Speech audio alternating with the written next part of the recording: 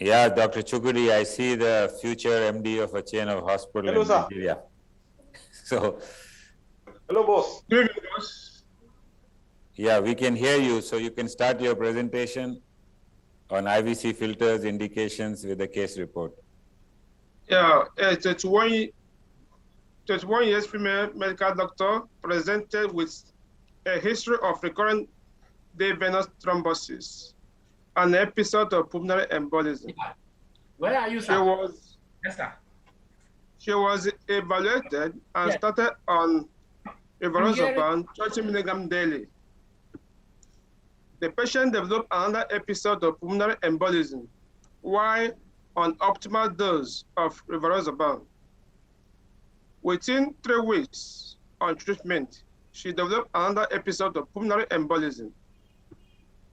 Because of the recurrent pulmonary embolism while on optimal anticoagulation, diagnosis of first anticoagulation was made, and she was advised for IVC filter.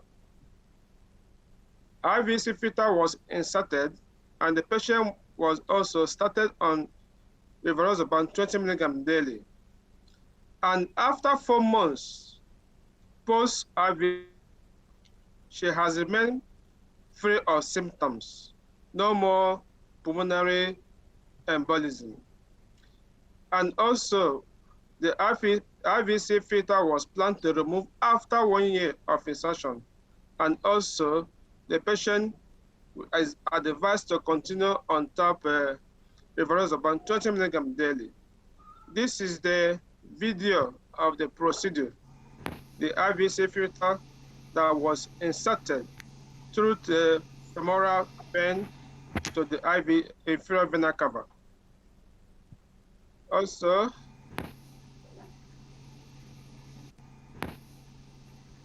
this is the image. In conclusion, IVC filter is indicated in cases of recurrent pulmonary embolism due to distal proximal DVT, and also in a situation of free-floating proximal DVT. Thank you. This is the end of my presentation.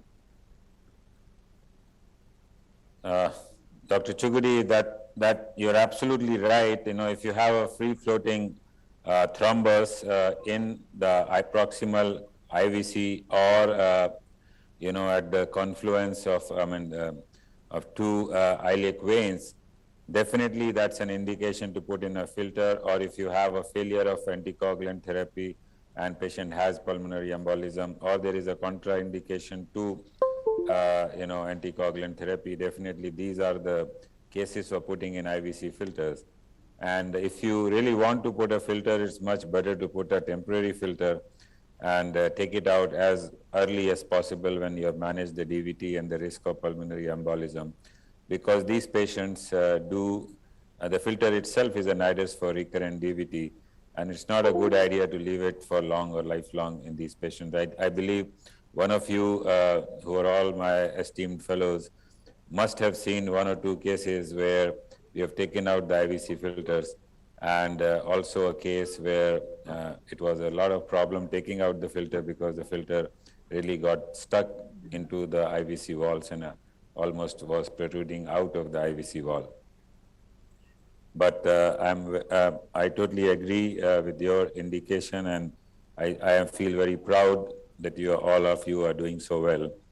And I was telling Dr. Emmanuel that I'm waiting for the day when Dr. Chukudi is going to be managing many chains of hospital in Nigeria. I'm sure you have that managerial skills, and one day you will do it.